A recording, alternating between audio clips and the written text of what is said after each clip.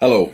Years ago, when I was in Mexico with my family, we had a free pedicure for each individual that was at the resort that we were at. I'd never had a pedicure before. Needless to say, I've never had one since, but I actually agreed to do the pedicure and the massage at that time in that resort.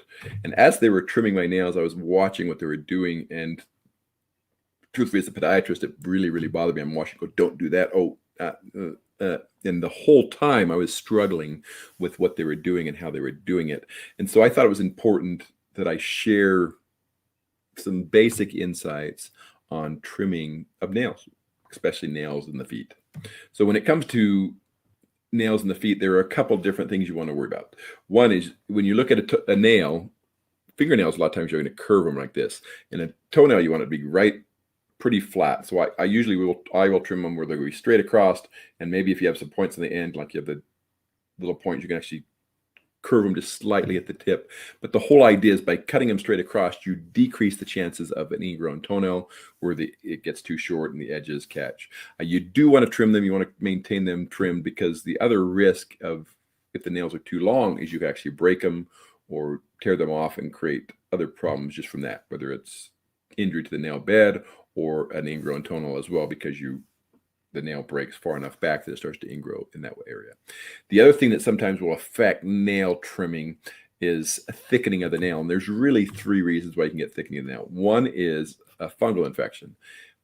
The exact same fungus that causes athlete's foot can cause an infection of the toenail called onychomycosis, where the nail gets thick. It may be yellow, it may be like a white discoloration. Typically, as you're trimming it, it's going to be crumbly and have crumbly nail substance underneath the nail as well.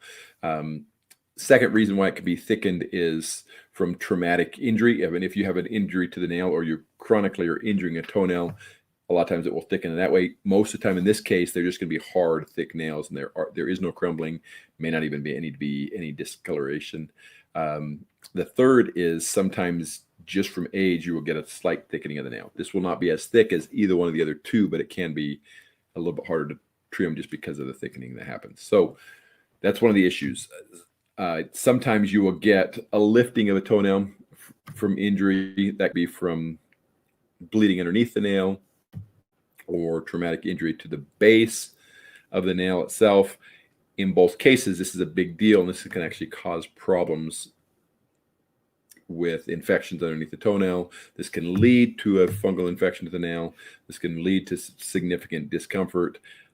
You may even have to drain the bleeding underneath the nail sometimes, where you actually drill to the nail. So all of these are important, but when you're looking at the nail and you have some issues, you say, okay, trimming, I'm going to trim straight across.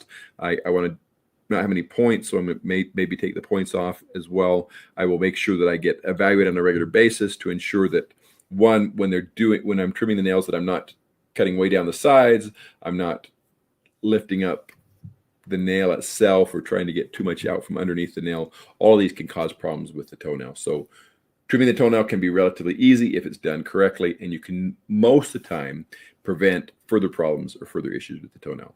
This is Dr. Brandt Gibson, and this is your Podiatry Tips Day 343, nail trimming and some of the